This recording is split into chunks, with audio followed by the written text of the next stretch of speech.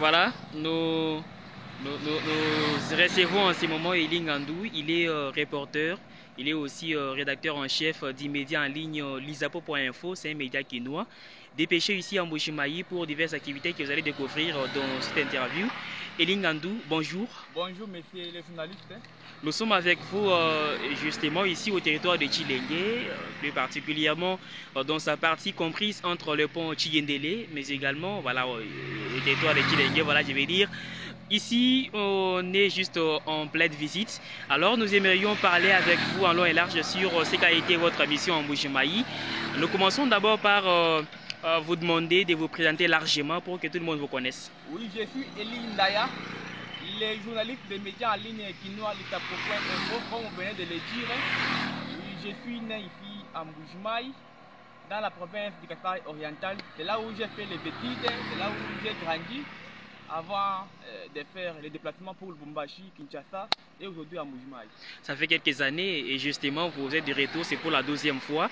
Essayez un peu de nous décrire la ville parce que vous avez été ici en 2022 et maintenant en 2023, 2024, vous êtes avec nous encore.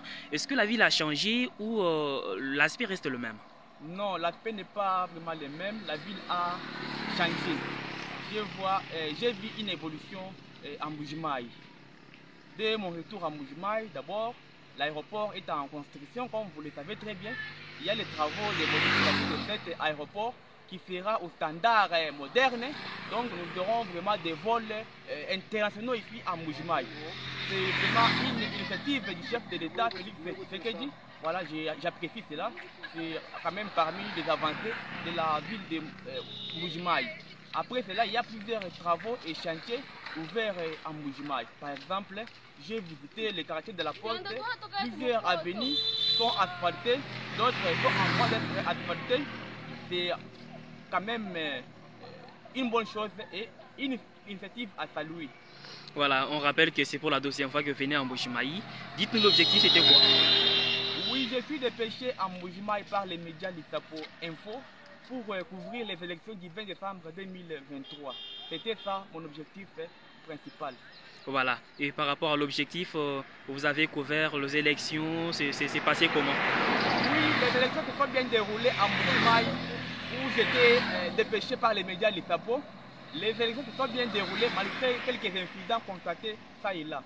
Est-ce que vous avez vu au moins de la transparence, vous avez vu au moins de la quiétude dans ces élections tenues par Denis Kadima le 20 décembre? Oui, à Mbuji-Mayi où moi j'ai circulé dans plusieurs centres de vote et bureaux, je peux vous assurer, mes journalistes, que les scrutins se sont bien déroulés, malgré plusieurs cas de vandalisme des matériels électoral, mais je peux vous assurer que la CENI a fait son travail, malgré les incidents constatés par-ci par-là.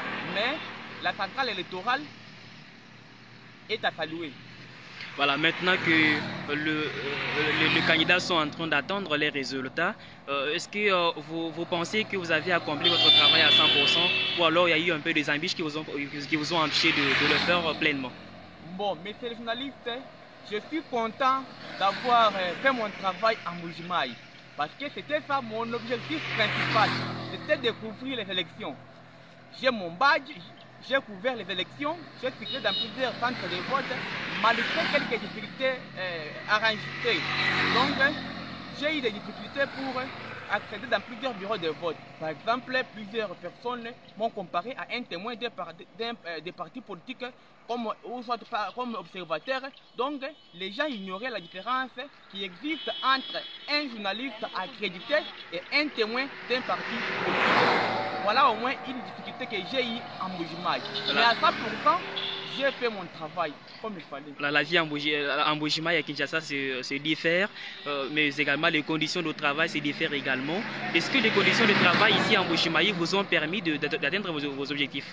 Bon, mes objectifs ont été atteints, malgré les conditions difficiles que nous traversons en Mbuji-Mayi. Comme vous le savez très bien, dans plusieurs quartiers, il n'y a pas de courant, il y a coupure d'électricité par-ci, par-là, mais j'ai fait mon travail comme il fallait.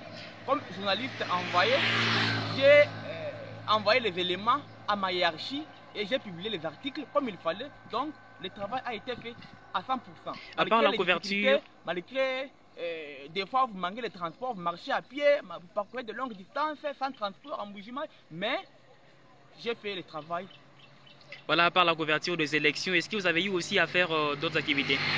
Oui, après les élections, j'ai eu à visiter plusieurs endroits, plusieurs chantiers. Par exemple, je commence avec le stade Chala-Bonzola de la Bodine, derrière le stade, le siège de l'Assemblée provinciale orientale.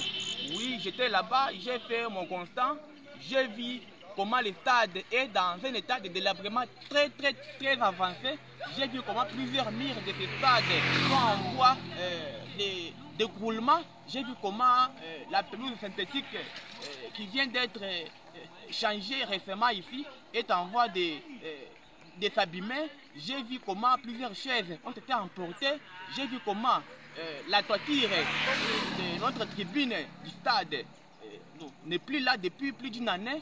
En tout cas, c'est une situation déplorable. À part le stade, il y a aussi les infrastructures routières qui sont en état très puté. Est-ce que vous avez eu aussi à jeter un coup d'œil sur le ravin Balawachitolo, mais également d'autres ravins de la ville? Oui, monsieur le journaliste, le ravin Balawachitolo existe toujours, malgré les travaux amorcés par l'ex-gouverneur Moïka Sanji récemment. Les ravins existent toujours. Nous espérons que nos autorités feront tout pour damer ces ravins, ou pour mettre fin à ces ravins-là, et pourquoi pas ouvrir la voie qui est entre l'avenue Monseigneur Ngongolo et le rond-point Kalalwangata. Donc, pour quelqu'un qui est à Kalalwangata, il doit faire les pieds directement jusqu'au rond-point Tchombela, sans pour autant aller de gauche à droite ou entrer dans les parcelles d'autrui. Ça, au moins, c'est ce que moi je demande aux autorités. Ils doivent faire tout pour ouvrir cette partie-là. Et pourquoi pas finir avec ces ravins.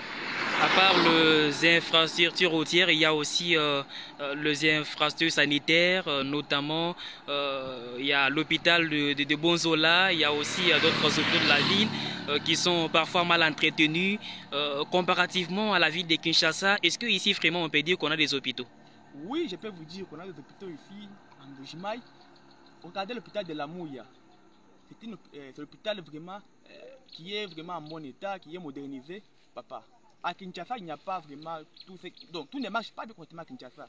Il y a d'autres choses qu'on déplore aussi à Kinshasa.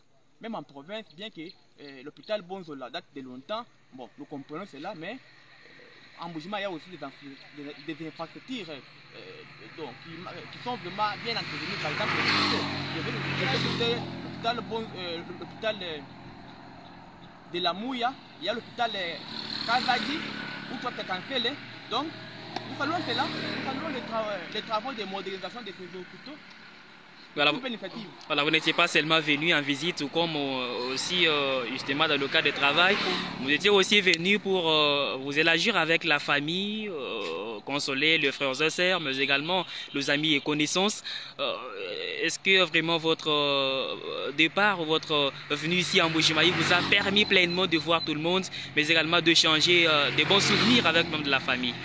Oui, malgré le temps qui est limité, je me suis entretenu, j'ai rencontré plusieurs amis, plusieurs collègues, plusieurs confrères en Mbuji-Mayi. Je suis content pour ces moments passés ensemble avec mes frères et sœurs de la ville de Mbuji-Mayi. Par exemple, le dimanche 7 janvier 2024, j'étais avec ma communauté chrétienne, quand même, je suis témoin de Jéhovah, vous le savez très bien, je suis aussi chrétien. Oui, j'ai rencontré plusieurs frères et sœurs de la ville de Mbuji-Mayi qui étaient venus pour la circonstance lors de notre assemblée des circonscriptions 2024. Donc, j'étais vraiment content de leur accueil. Nous avons échangé avec nous, c'était en famille. Je suis content pour ces moments d'ensemble à Mbuji-Mayi. Ça a toujours été heureux, de retrouver des personnes qui nous sont chères. Mais maintenant que vous voulez quitter la ville, c'est dans combien de jours? Oui, monsieur le journaliste, je dois quitter la ville de Mbuji-Mayi au plus tard, jeudi 11 janvier 2024 pour la ville de Kinshasa. Après avoir fait mon travail à la maison, je dois rentrer à Kinshasa pour continuer le travail. Comme vous le savez très bien, je suis journaliste engagé à Kinshasa. Donc je dois rentrer pour donner les rapports de mon séjour en Mbuji-Mayi et pourquoi pas montrer à ma hiérarchie comment j'ai fait mon travail et les difficultés que j'ai rencontrées en Mbuji-Mayi lors du déroulement des élections du 1er décembre 2023. Sans aussi oublier de donner des suggestions aux autorités, donc aux autorités de la ville de Mbuji-Mayi ou de la province orientale, parce que ce que nous traversons comme situation n'est pas tellement favorable. Là, nous revenons sur ce départ-là. Vous savez, lorsque vous étiez venu ici à Mbuji-Mayi, vous avez été accueilli par un bain de foule, on peut le dire, les membres de la famille, tout ça. Alors, quel mot, quel message d'espoir, quel message de consolation vous lancez à toute cette foule-là qui vous avait accueilli à l'aéroport de Upemba lors de votre arrivée ici à Mbuji-Mayi? Oui, je remercie mes frères et sœurs de la ville de Mbuji-Mayi pour leur accueil réservé pour moi lors de mon arrivée en décembre. Donc je suis content de leur accueil, de leur hospitalité. Nous sommes ensemble. Je ne suis pas parti pour toujours. Je vais toujours revenir ici. C'est ma maison. Oui, Mbuji-Mayi c'est ma maison. J'ai toujours dit cela. Je dors la tête à Mbuji-Mayi depuis à Kinshasa. Ça veut dire que je peux venir à tout moment. Nous sommes ensemble. Aimons-nous les uns et les autres. Donc on peut espérer un troisième tour ici ou alors une troisième visite à Mbuji-Mayi? Même quatrième ou cinquième. Nous rappelons bien que nous sommes au territoire de Tshilenge, plus précisément la partie comprise entre les ponts Tchigendela, voilà, et ce territoire de Tshilenge. Nous sommes juste à l'entrée du territoire de Tshilenge. Ici, nous avons le reporter, le rédacteur en chef du média en ligne de Kinshasa, Luisapo.info avec lui. Nous étions en train de faire le point sur son séjour en Mbuji-Mayi, donc ce qu'a été son séjour en Mbuji-Mayi, les activités qu'il a eu à accomplir ici en Mbuji-Mayi, mais également les objectifs qu'il a pu atteindre parce qu'il était venu en mission de service. Il s'était assigné des objectifs, notamment couvrir de la meilleure façon les élections du 20 décembre. Je peux aussi vous rappeler, voilà. J'ai assisté à une scène vraiment de vandalisme d'une école en Mbuji-Mayi. J'avais oublié de le dire lors de... On devrait signaler cela. J'avais oublié de le dire. J'ai assisté à une scène vraiment déplorable. C'était à l'Institut Tubakayi. Oui. Moi-même, présentement, j'étais sur place. J'ai vu comment la CENI a fait des efforts pour amener les matériels électoraux. Malgré les retards, c'était vers 10h, 11h. Mais à ma grande surprise, la population mal informée a détruit cette école, a vandalisé le matériel électoral. C'est-à-dire que je n'étais pas content. Je suis indigné de cette habitude de notre population de la ville de Mbuji-Mayi. Un comportement qui est à condamner. On doit condamner cela. Et pourquoi pas, je suis erré d'apprendre que les auteurs de ces actes ont été déférés devant la justice par les autorités de la ville de Mbuji-Mayi. Donc je suis content de cela. Mais on doit aussi envoyer un message fort à ceux-là qui sont en train de donner des mauvaises informations et d'inciter la jeunesse à se soulever, donc à commettre des actes qui sont contraires à la loi. Donc on doit condamner cela avec la dernière énergie. Mais nous y étions avec vous. Moi je peux dire que ce que les autorités ont fait, c'est juste en retard parce qu'on a été avec vous sur place. On a vu comment le jeune était en train de vandaliser le bâtiment de Tubakayi. La police était sur place, les militaires étaient sur place, mais n'ont rien fait. Est-ce que vous voyez que cette façon de faire les choses peut vraiment crédibiliser le gouvernement provincial? Oui, j'étais sur place, j'avais vu comment les jeunes angolais étaient en train de détruire l'école, en présence de militaires de la CENI. Donc ce n'était pas vraiment agréable. On doit condamner cela. On ne doit pas tolérer des bêtises. Donc la jeunesse doit être encadrée. Ceux qui donnent des orientations à la jeunesse pour se soulever, pour commettre des actes qui sont contraires à la loi, sont vraiment des gens à déférer devant la justice. J'ai salué la mesure prise par la CENI d'invalider les candidats députés nationaux et provinciaux qui sont cités dans ce genre d'habitude. Donc, on doit invalider tous ceux qui sont derrière cela, tous ceux qui ont poussé la jeunesse à se soulever, à détruire la machine de la CENI, à incendier les centres de vote. Donc, on doit condamner cela et aussi ces gens-là doivent être déférés devant la justice. Et pourquoi pas invalidés par la CENI. Et d'ici peu là, cette soirée, si tout va bien, la CENI va également invalider d'autres candidats. Mais ici en Mbuji-Mayi, vous le savez, les jeunes sont habitués à vandaliser le siège d'autrui, à vandaliser la maison d'autrui. Quel message vous lancez à ce jeune, d'abord pour ce qui peut advenir aujourd'hui et aussi lors de la publication des résultats des députés nationaux et provinciaux? Oui, mon message est les jeunes de la province orientale en général, en particulier de Mbuji-Mayi, doivent savoir qu'ils sont de la ville présidentielle ou bien province présidentielle. Ils représentent les chefs de l'État directement. C'est-à-dire qu'ils doivent avoir une retenue dans leur agissement. Piller un siège d'un parti politique de l'opposition n'est pas une solution. Votre candidat est sorti d'un guerre. Pourquoi ne pas aller manifester votre joie devant vos sièges? Parce que ce n'est pas seulement un seul parti politique qui est allé piller. Tu vas quand même. Donc, nous condamnons ces actes.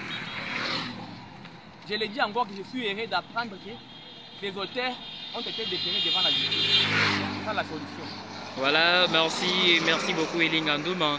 D'une manière générale, vous pouvez nous faire la synthèse de ce qu'a été votre séjour, même dans 30 secondes. Oui, mon séjour à Mbuji-Mayi était basé sur la couverture des élections du 20 décembre 2023. Je suis heureux d'avoir atteint mon objectif, d'avoir couvert ces élections dans la ville de Mbuji-Mayi. J'ai circulé dans plusieurs bureaux de vote, dans plusieurs centres également. Donc, dans 5 communes de la ville, j'étais là. J'ai vu comment les élections se sont déroulées. Je suis heureux de rentrer à la maison, de rentrer à Kinshasa avec espoir, avec joie, avec bonheur. Donc, je suis heureux vraiment pour le déroulement des élections à Mbuji-Mayi. Merci aussi à ceux qui étaient en train de nous suivre. Nous vous rappelons que nous sommes au territoire de Chilenge et là nous étions avec Elie Ngandoum. Il est rédacteur en chef mais également reporter du média en ligne de Kinshasa, Lisapo.info. Il nous faisait les points de ce qu'a été son séjour ici en Mbuji-Mayi. Alors nous sommes à la fin de notre interview ou entrevue avec lui. Nous les remercions pour la disponibilité et aussi nous lui souhaitons par anticipation bon voyage à Kinshasa. Merci.